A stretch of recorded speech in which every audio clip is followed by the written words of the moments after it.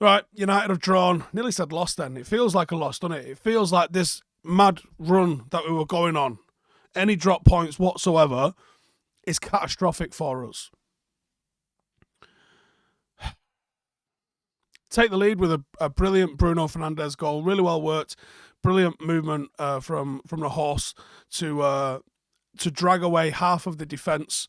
You had two players going towards the ball.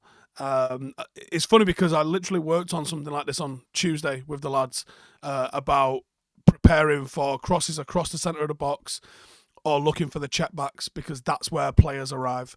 And that's literally what Bruno did. We cleared out where the midfield had to drop into defence because they were already out of position and no one picked up the extras on the edge of the box. And that's where Bruno found himself in absolute acres of space, had loads of time, found the net. Brilliant. 1-0 up the fucking Reds. And then we get the penalty controversy, and it's shit to sit here and talk about refereeing. It was shit to talk about them last week. And all the controversy that we've had, basically, still to this day, right? Still till right now, people moaning about United. Karma, I'm seeing. Karma for what? For someone applying the fucking rules correctly. Are you mental? Scott McTominay should have been awarded a penalty. It's an excellent touch to take it away from the defender. I think why he might not have got it is that it looks like he might not have done, but it looks like he might have left his trailing leg to make sure there was contact and make doubly sure. Didn't need to do that because the player's literally taken him out. But there's no penalty, and I don't understand how the fuck they've not seen that, how they've not given. I just don't get it. You've got neutral pundits going, yeah, penalty. Don't know what the hell's happened there. If the penalty's scored, and it's no guarantee, but it's 77 to 80% chance. If the penalty is scored, 2-0 Manchester United. Casemiro, come fucking take a seat, my friend. See you at the Emirates on Sunday. Did that happen? No. The game continues. 80th minute, Casemiro gets a yellow card. And in the 89th fucking minute, blasted my acca out of water and all. I had United, Celtic and Bilbao to win. Everybody else 1-0. Going into the final few minutes. Should I cash this out? Yeah, I fucking should have cashed it out. United have absolutely fucking shafted me. Bastards. 89th minute. And I've seen people talking. Rio was talking about how small the wall was. I don't know if you could have had anybody. I mean, even if you'd had 3-4 Weghorst in the wall, would it have mattered? It looked like it went really high over the wall and dipped to me.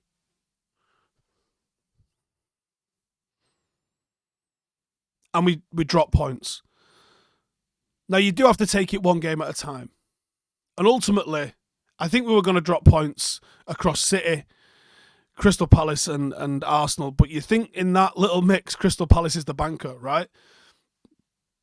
And the way the Premier League works, what's happened? Oh, United are on a 9-game winning streak. Crystal Palace are on a 2-game losing streak. Yeah, there's a draw there.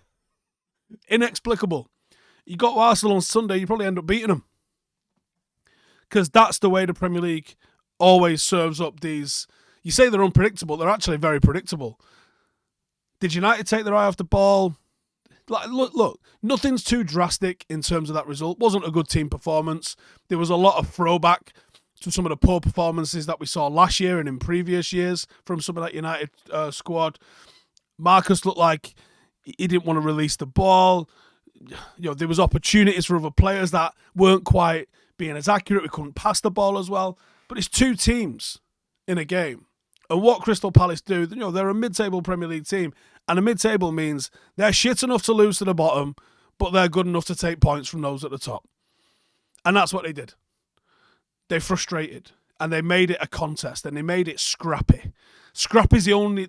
I think scrappy's the perfect word to describe what the hell we just saw in that game. Because it was scrappy. And because it was a scrappy game, things like that can happen in the 89th minute. Now, if you manage to see it out even at 1-0, and maybe that was why. Maybe because we didn't go for the jugular in the second. Maybe because we haven't got the attacking options on the bench. Whatever reasons, because we didn't go for the jugular and get a second and secure the win, because we maybe tried to see it out, showing up the limitations in this squad incapable necessarily of seeing a game out like that. Maybe half an eye on what's going to happen at Arsenal at the weekend. Maybe people got rattled a little bit with Casemiro's yellow card. These are maybes. I've just thrown them out there. I'm not suggesting any of these are true or untrue. I'm just saying, all of these things factor in. It's football. Sometimes you get the rub of the green and sometimes you fucking don't get the rub of the green. And 2 points dropped. You needed to win tonight. And you needed to win against Arsenal. And the reason it hurts and the reason we're all sitting here pissed off is because Ten Hag's raised our expectation levels through the roof. Now, the last time United won 10 games consecutively, I think, was 2009. And in 2009, United were a ball hair away from being the best in the world. We might even have been the best in the world, but for perhaps Barcelona. We were in the mix either way. We were certainly number 1 or number 2 in the world. Now, that team that was in the process of winning 3 Premier League titles on the spin was the last time this Manchester United side, or Manchester United, won 10 games consecutively. So the fact that we all sit here disappointed, we didn't lose, we didn't win. The fact that we all sit here disappointed that this run, a run we haven't seen in 14 years, a run we haven't seen since we were the best team in the world, has come to an end at Selhurst Park on a Wednesday night. It just shows the level of expectation that Ten Hag had just raised through the roof. If you're being objective, this squad is missing so much. We've got a pretty good 11. Pretty good. There's some people still unconvinced about Anthony, and that's fine. People are still really not sold on Weghorst, and that's fine. I think he's definitely better strikers out there for us. He's a pretty good interim to see us out for the rest of the season. I think in the summer you've got to go and get something proven and better. And if he wants to stick around and be the guy off the bench, I reckon by the end of the season we'll be all right with that, I reckon. As long as you get your big name signing, that's probably going to start week in, week out ahead of him. But when you start to analyse what's going on in this squad, I mean, there's still deficiencies. You're still only 6 months in. And out of that 6 months, you lost 6 weeks to the World Cup. This is still a very brand new squad, getting used to a manager's ways.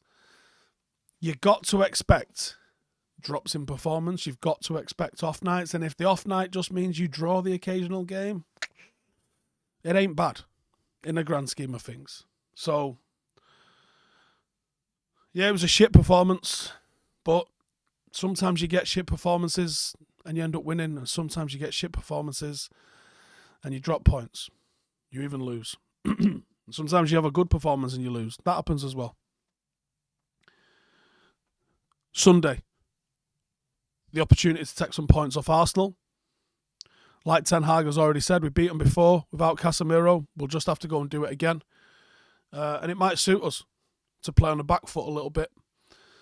Don't know if he goes with Fred or if he goes with McTominay. He seems to really like pushing McTominay forward. Wouldn't be surprised to see Fred. But we will see. We will see what comes. I think it'll be a cracker of a game. And if United end up, wouldn't that be the way it goes? You get Arsenal, you get 3 points. You get City, you get 3 points, and you fucking draw against Crystal Palace. We're not done dropping points this season, so you can't get too mad about it. It'd have been nice to see 10 on a row, wouldn't it? Because I had all sorts of tweets lined up. It's called Eric Ten Hag, man. Come on, this shit writes itself sometimes, doesn't it? Anyway, 5 things will be out in the morning. Till then, see you in a bit.